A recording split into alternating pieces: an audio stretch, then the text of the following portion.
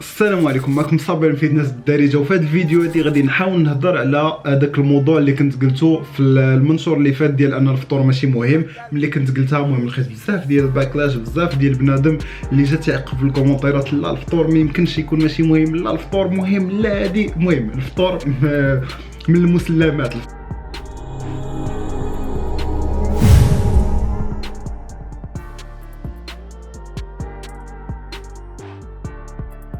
الفطور مهم، عندنا من المسلمات، وهذا الشيء واحد الحاجه عاديه. فشرحت لكم في ستوريات زعما بعض الاسباب، ولكن ما مشيتش للمؤلفات العلميه شنو كيقولوا، زعما الساينتيفيك ليتراتشر ما قلت لكمش شنو العلم شنو كيقول فيها.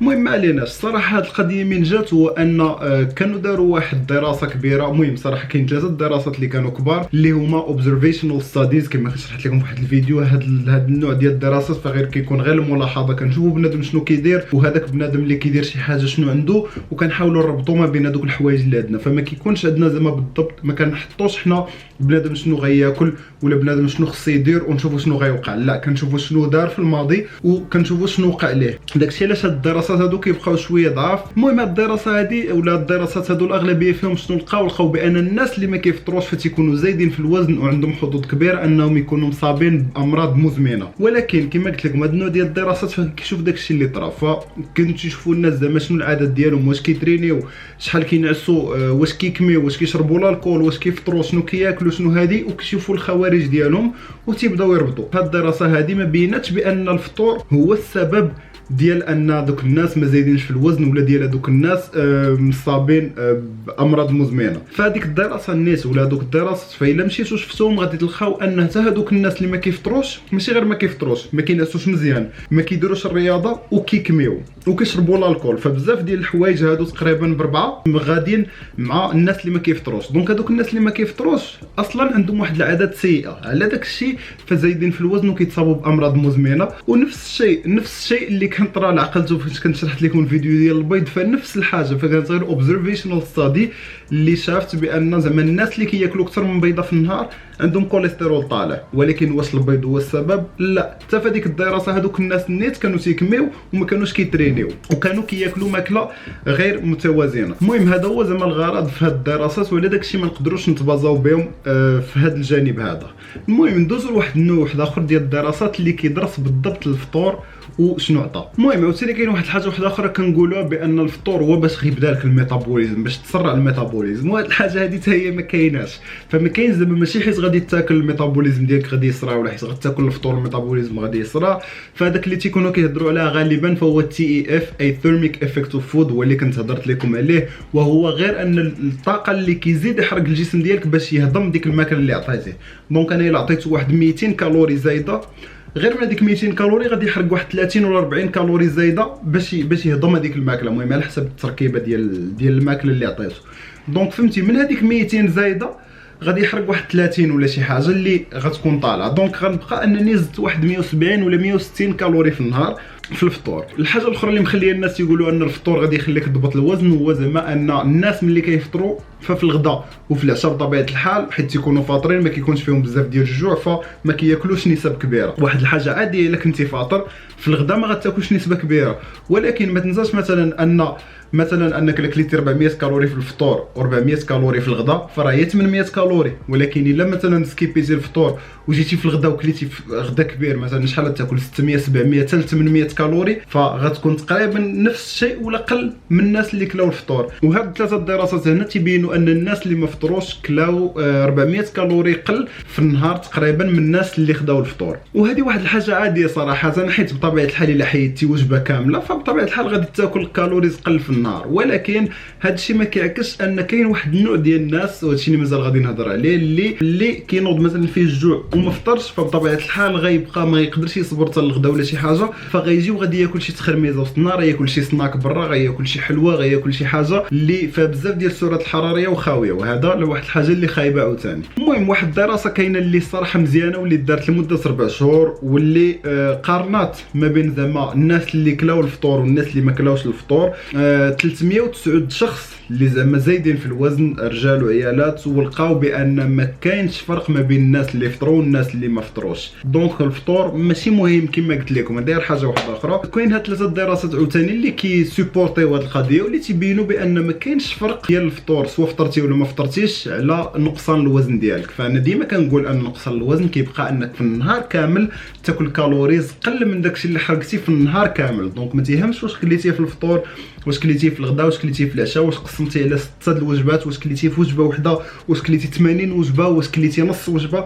ما كيهمش نص وجبه ما كايناش، ولكن المهم ما كيهمش. وكاين عاوتاني العكس اللي تيبين بان بالعكس الا حيدتي الفطور فهذا عنده واحد البينيفيت، عنده واحد المزايا للجسم ديالك، بحال الناس اللي كيامنوا بالصيام المتقطع واللي هو عنده بعض المزايا بطبيعه الحال على حسب النوع ديال الجسم. فهو كيخلي زعما الجسم ديالك انه يحسن من الهيلث ماركرز ديالو، اي هذوك المؤشرات الصحيه، وهذا الشيء اللي غيخليك انك تاكل عاوتاني كالوريز قل. صراحه فهاد 5 ديال الدراسات كيبينوا هذا الشيء اللي غيطلعوا لكم هنا مط. ولكن كما هضرت عاوتاني وكما كنهضر على الصيام المتقطع فهو ما تيوالمش كلشي. فكاين الناس اللي ما كيقدروش مثلا انهم ما يفطروش، وهنا اللي غادي نرجعوا لان لكل واحد خصو يدير داكشي اللي كيحس به. وهذا الشيء اللي شرحت لكم في ستوريات. الا نضتي ما فيكش الجوع ولا الا كتنوض ما فيكش الجوع ما تفطرش، ماشي ضروري تبزز على راسك الفطور، ولكن كيبقى على حسب الهدف ديالك. ولكن بالعكس الا كنتي كتنوض وفيك الجوع وباغي تفطر ففطر. هذا مهم على حسب الجسم ديالك شنو كيبغي. خصك تسمع الجسم ديالك شنو كيبغي، حيت ماشي كلشي بحال بحال. وهذا الشيء اللي غيدينا لواحد الدراسه هنا اللي بانت لي انا انها صراحه شامله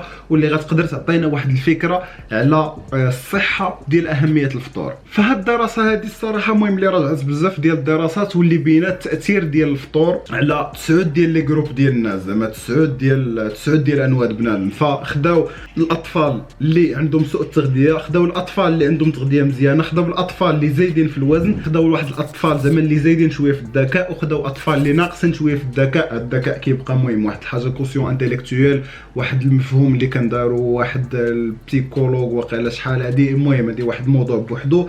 وخداو لي زادولت الناس البالغين اللي ما كيتفاعلوش مزيان مع السكر، وخداو عاوتاني الناس البالغين اللي كيتعاملوا مزيان مع السكر، وخداو على الناس البالغين اللي موالفين كيفطروا، وخداو الناس البالغين اللي ما موالفينش كيفطروا، وشافوا الفطور التاثير ديالو. فشافوا الفطور نسبه الدهون اللي فيه، نسبه الكارب، نسبه البروتين، واش فيه وقت الماكله ديالي.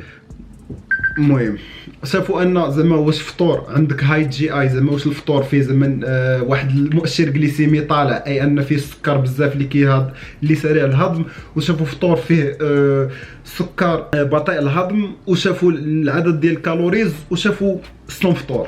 المهم اللي شافوا التاثير ديال هذا الفطور زعما ولا ديال هاد المؤشرات كاملين، ديال هاد العوامل كاملين على الكوغنيتيف بروسيس، اي على زعما كيفاش على التركيز، المهم زعما على الاستخدام ديال العقل ديالك. المهم ما عليناش، غادي نشوفوا كل نوع وشنو كان التاثير ديالو. فمثلا هنا عندنا ان الناس اللي موالفين انهم ما يفطروش، فكان عندهم انهم ما يفطروش من اللي ما فطروش. هذوك الناس اللي موالفين ما يفطروش من اللي ما فطروش عندهم واحد البوزيتيف انفلونس، اي انك الا ما فطرتيش فداك الشيء مزيان للعقل ديالك. الناس اللي موالفين في الفطور لقاو بانهم ملي كيفطروا خص زعما النسبه ديال الدهون عاليه في الفطور ديالهم، كتساعدهم انهم يخدموا عقلهم مزيان، وان نسبه البروتين ما عندهاش علاقه. فهذه اللي بالزرق تعني ان ما عندهاش علاقه، زعما ما عندوش تاثير. الناس اللي موالفين زعما ولا اللي كيتوليريو السكر، اي ما عندهمش مشكل مع السكر، لقاو بان الفطور عندهم الا كان فيه الدهون والكارب كيساعدهم بشكل بوزيتيف. الا كان زعما الدهون والبروتين فما عندوش تاثير عليهم على الكوغنيتيف بروسيس.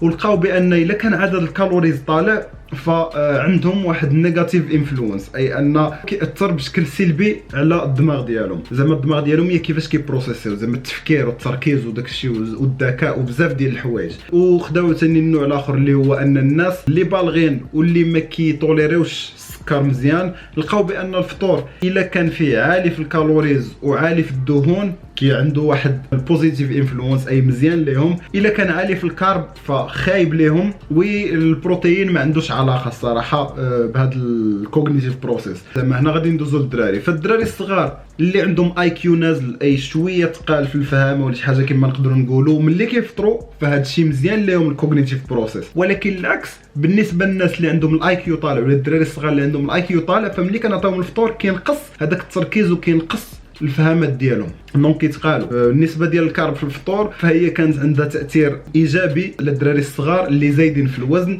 على الكوغنيتيف بروسيس. فهادشي كامل كنهضروا على التفكير، على التركيز والتفكير والفهامه. المهم ولا الدراري الصغار اللي واكلين مزيان، اللي عندهم زعما التغذيه مزيانه، موالفين كياكلوا مزيان، وهادي لقاو بان الفطور ملي كيكون فيه كارب معقد اي بطيء الهضم فهو تاثر عليهم بشكل مزيان، ولكن ملي تيكون ملي كيفطروا فيه كارب بزاف اللي تيكون سريع الهضم ونسبه كالوريز طالعه فكيأثر عليهم بشكل سلبي. اما بالنسبه للدراري اللي عندهم سوء التغذيه فهنا ملي ما كيفطروش، هذوك الدراري اللي عندهم سوء التغذيه ملي ما كيفطروش هذا كيأثر عليهم بشكل سلبي. دونك كيخصهم يفطروا ياكلوا دهون، ياكلوا الكارب، البروتين. حتى هو بالطبع البروتين واخا ما اثر على حتى وحدين، ولكن الدراري اللي عندهم سوء التغذيه فاثر عليهم بشكل ايجابي، وبطبيعه الحال حتى نسبه الكالوريز عاليه اثرت عليهم بشكل ايجابي. هادشي علاش قلت بان الفطور ماشي ضروري. فهنا هادشي كامل، هاد البلابلا والدراسات ودو كامل باش نبين لكم بان الفطور ماشي ضروري، فكيبقى على حسب الفرد، على حسب الواحد واش غادي يصلح له يفطر واش ما يصلحلوش يفطر. وعلى داكشي انا نصحتكم في الطوري قلت لكم غتشوفوا غتجربوا راسكم. الا كنتو كتحسوا براسكم التركيز ديالكم كينقص وانتم ما فاطرينش ولا هادي فغيخصكم تفطروا. الا كنتو كتفيقوا فيكم الجوع فغيخصكم تفطروا. الا كنتو كتفيقوا وما فيكمش الجوع ما تبزوش على راسكم تفطروا الا كنتو باغيين تزيدوا في الوزن، حيت الا ما كليتوش في الصباح ملي غتخليو الوجبات ديالكم كاملين الليل ما الجسم ديالكم ما يبقاش شبعان. فمن الاحسن نفيق بكري نبدا الماكله بكري باش نقدر ندخل بزاف ديال السعرات الحراريه في النهار اللي فات. اما الا كنت باغي نقص في الوزن فالا لقيت انني ما نفطرش فمزيان ليا انني ما نفطرش، بالاخص ولا سورتو الا كنت قادر انني نحافظ على التركيز ديالي وخلاص. لما كنتش محتاج شي حاجه اللي غنركز فيها الصباح فما نفطرش، نتسنى حتى الغدا بطبيعه الحال وناكل واحد الغدا متوازن. الا كان عندي برنامج غذائي ديالي فراه ما كيهمش، نقدر ناكل كلشي كاع داكشي في الصباح اللي باغي ونكمل نهاري صايم ونبقى هكاك. فكيبقى دونك على حسب الفرد، على حسب واش عندي واحد النظام غذائي كيبقى على حسب. هادشي كنت ديما في اللايفات كنقول لكم على حسب، حيت هاد ديال الشيء ديال التغذيه راه تيبقى على حسب الفرد، على حسب كل واحد، على حسب كيفاش كتنعس، على حسب فين كتنعس، على حسب الاصل ديالك، على حسب شنو كتاكل، على حسب كل ماكله وكيفاش كتفاعل معاه، على حسب ما عرف شنو كيطرالك في النار، على حسب دماغك واش مرتاح، على حسب واش مزير، واش حاس براسك زعما واش مقلقك شي حاجه، واش بزاف ديال الحوايج، بزاف ديال العوامل كيدخلوا على هذا الشيء. كنقول لكم بان هذا الشيء زعما ديال التغذيه فهو واحد الحاجه اللي كناخذوها او غران دو سيل ولا ما عرفت شنو كتسمى، كناخذوها بواحد الخيط رافع زعما فهمتي، واحد الحاجه اللي اصلا كتبدل من واحد لواحد. راه ما يمكنش شي حاجه تشدها من هنا وغتخدم على هذا، راه ما يمكنش. راه هذا واحد الانسان اللي فيه تريليونات ديال التفاعلات اللي كيوقعوا في الجسم ديالك في النهار. فالميتابوليزم ديال الانسان ففيه بزاف ديال الحوايج، ما يمكنش تجي وتحط راسك طوله واحد. راه غير بين انت وخوك ولا انت وخوك ولا انت واختك ولا انت واختك ولا المهم ما نعرف، واخا نتوما خوت واخا تكونوا توام فما غيكونش عندكم نفس الحوايج، غتكونوا مقاربين بزاف ولكن ما كيكونش نفس الحاجه 100%. ما يمكنش. وعلى هذا الشيء كنقول لكم بانكم خصكم ديما تاخذوا واحد الخطوه اللور، ديما نجرب ونعرف الجسم ديالي، خصني نعرف الجسم ديالي، خصني نعرف العادات اللي غيخدموا ليا. ما عرفتش الصراحه شنو ندير، ولكن المهم وملي نبقى نقول زعما شي حاجه بحال هكاك فرا التغذيه ولا سورتو ملي كنهضر في التغذيه ما كايناش شي حاجه، ما كاينش مسلمات من غير شي حوايج اللي بازيك اللي كيبقاو لا باز ديال البايو كيمستري ديال الكيمياء البيولوجي. ما كاينش شي حاجه اللي غتنطبق عليك وتنطبق على هذا، لا. دونك من غير الا كليت اكثر من داكشي اللي غنحرق غادي نزيد في الوزن، والا كليت اقل من داكشي اللي غادي نحرق فغادي نقص في الوزن. حتى حاجه حقيقه حتى حاجه ما صحيحه. وهاد الهضره كامله غير باش نبين لكم بان الفطور ماشي ضروري، وبان ملي كنقول زعما شي هضره راه زعما كنحاول ديما انني نقلب ونبحث بزاف ديال الحوايج باش عاد كنجي وكنعطي واحد الخلاصه. فما كنجيش زعما وكنجي وكنعس وكنفيق كنقول بلاتي الفطور ماشي ضروري غنجي غنرميها انا في بوست، لا. كنحاول ما امكن انني نتاكد من المعلومه عاد باش كنحطها ولا فهمتي. وديما كنقول لكم بان واخا نقول معلومه راه ما كتعنيش انها 100% صحيحه. وحاليا دابا فالفطور ماشي مهم، ولكن كاين شي ناس فهو مهم لهم الفطور وكاين شي ناس اللي ما مهمش لهم الفطور. دونك بصفه عامه الا كان السالب والموجب فديما كنقول انه سالب. دونك الفطور ماشي مهم الا تبت العكس. دونك الا كانت ليك ولا كنتي انت ليك الفطور غيبدل لك شي حوايج من هادو اللي ذكرت فبطبيعه الحال غادي تفطر ولا خصك تفطري. والا كنتي انت ولا انت ان الفطور حتى هو ملي كتفوتوا كتحسوا براسكم مزيان فبطبيعه الحال فوتوا عليكم الفطور. هذه هي الخلاصه. كان معكم صابين فيتنس الدارجه وغنبقى معكم ديما وبالدارجه. تهلاو.